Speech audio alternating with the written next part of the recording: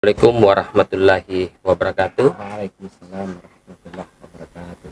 Sahabat edukasi, pada kesempatan ini kita kedatangan tamu istimewa, Pak Muhammad Asri.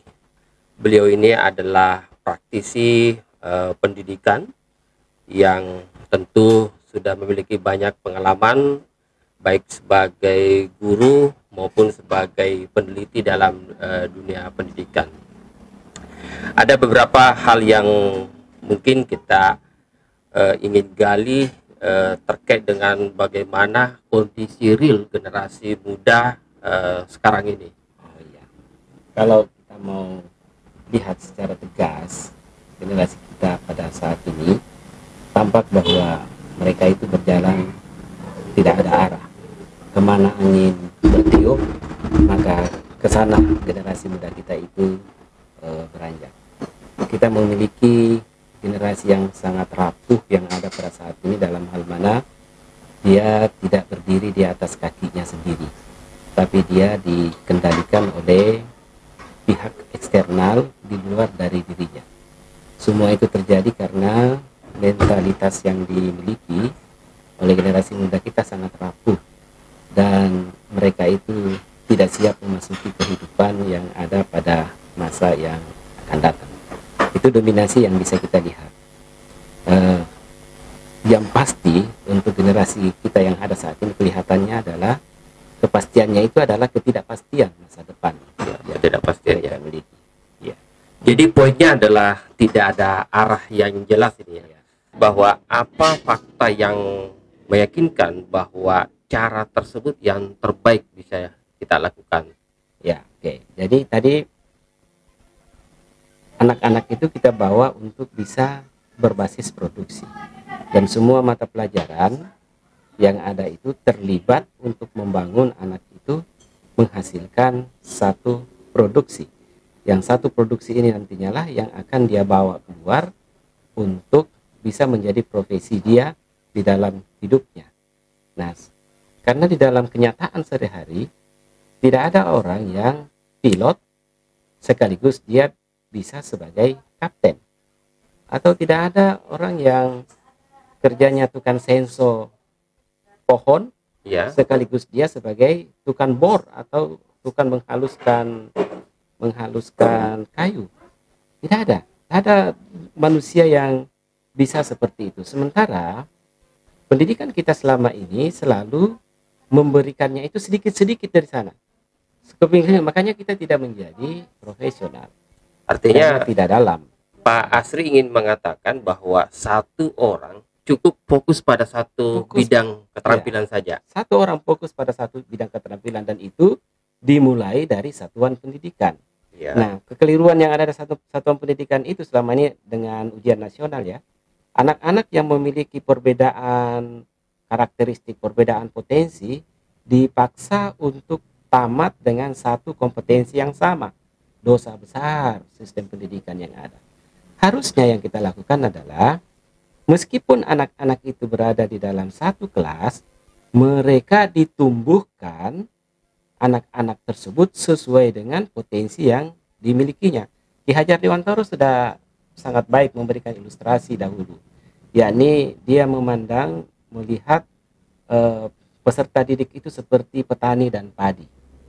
Ingat ya, petani merawat padi di atas tanah yang sama dengan bibit yang sama, tapi lihatlah padi tersebut, ada yang tumbuh dengan subur, ada memang yang tumbuh secara tidak subur. Dan ingat, ketika petani itu mau nanam padi, dia tidak akan pernah bisa memanen jagung, tapi yang diharapkan itu adalah padi. Nah, di satuan pendidikan kita menanamkan fisika kimia untuk menghasilkan sesuatu, lalu kemudian kita mengharapkan tumbuh yang lain. Nah, itu keliru luar biasa. Makanya dimulai untuk memperbaiki sistem pendidikan kita yang akan datang itu adalah fokuskan setiap bidang itu, semua mata pelajaran itu berkolaborasi untuk menghasilkan satu produk tertentu sebagai keterampilan yang dimiliki oleh anak-anak tersebut. Tapi apakah memang tidak sebaiknya menjadi manusia unggul kalau memiliki multi skill ya? Multi skill itu hanya ada dalam teori. Hanya ada dalam teori. Hanya ada Dalam teori. prakteknya Dalam praktek tidak. agak sulit. Ya, karena yang paling mempengaruhi sebenarnya dalam praktek itu adalah soft skills. Soft skills. Jadi soft skills jika dia bagus, meskipun mungkin skills utamanya itu masih biasa-biasa saja, tapi soft skillnya bagus, itu akan tumbuh menjadi seorang generasi yang mapan. Coba ilustrasi gunung es, ilustrasi kuno gunung es ya. Soft skills itu adalah es yang ada di bawah itu, dengan yang tampak sedikit itu adalah yang terlihat di mata, tapi yang tak terlihat di mata yang sesungguhnya yang paling mempengaruhi seseorang. Nah, jadi fakta-fakta yang terjadi dalam kehidupan kita bahwa orang yang bisa melakukan lebih dari satu keterampilan, pastilah keterampilannya tidak dalam dan dia pasti tidak profesional dalam bidang tersebut. Dan itu bisa dibuka di kurikulum dengan pembelajaran yang kita kenali dengan nama tematik, tapi mungkin saat ini tidak lagi bisa disebut sebagai tematik, tapi kita bisa menjadikan pembelajaran berbasis produk. Produk ya. Ya, pembelajaran berbasis produk. Tidak cukup dengan tematik, berbasis produk. Itu apakah itu berbeda yang selama ini sudah dijalankan SMK melalui magang-magang di dunia industri itu? Tidak cukup. Karena magang-magang yang ada di industri itu tampaknya selama ini masih pincang. Yang mengikutinya ke industri itu adalah guru produktif. Akibatnya apa? Pincang keterampilan mereka. Ya, dia bisa memasang baut, memasang mesin, tapi tidak punya kemampuan komunikasi, tidak punya kedisiplinan yang kuat. Keluhan dari industri untuk tenaga kerja yang ada di Indonesia itu adalah mereka memang banyak yang terampil, tapi tidak memiliki soft skills yang baik. Ketika ditanya mengapa itu, dia tidak bisa menguraikan secara bagus. Mengapa? Karena pelajaran bahasa Indonesianya adalah lain yang dia kerjakan, lain yang dia pelajari. Nah, karena basisnya adalah bukan basis produksi. Iya, baik. Mungkin kita masuk pada sesi penegasan ya. Penegasan bisa ditegaskan enggak solusi yang bisa dilakukan untuk saat-saat ini? Jadi yang pertama tadi ubah pola pikir. Bukan hanya pola pikir yang akan diubah, ubah juga pola manajemen yang ada di satuan pendidikan. Masukkan berpikir industri ke dalam dunia pendidikan kita. Masukkan berpikir produktif, menghasilkan sesuatu, dan jadikan mata pelajaran itu sebagai mata pelajaran yang holistik, yang terpadu satu dengan yang lain, tidak terpisah-pisah. Karena sesungguhnya hidup itu bukanlah terpisah-pisah. Ibarat menu makanan, kita tidak makan itu asinnya dulu yang kita rasakan, sesudah itu kecutnya dulu yang kita rasakan, sesudah itu manisnya dulu yang kita rasakan. Tidak. Ketika kita makan suatu menu, simultan dia dirasakan oleh lidah kita.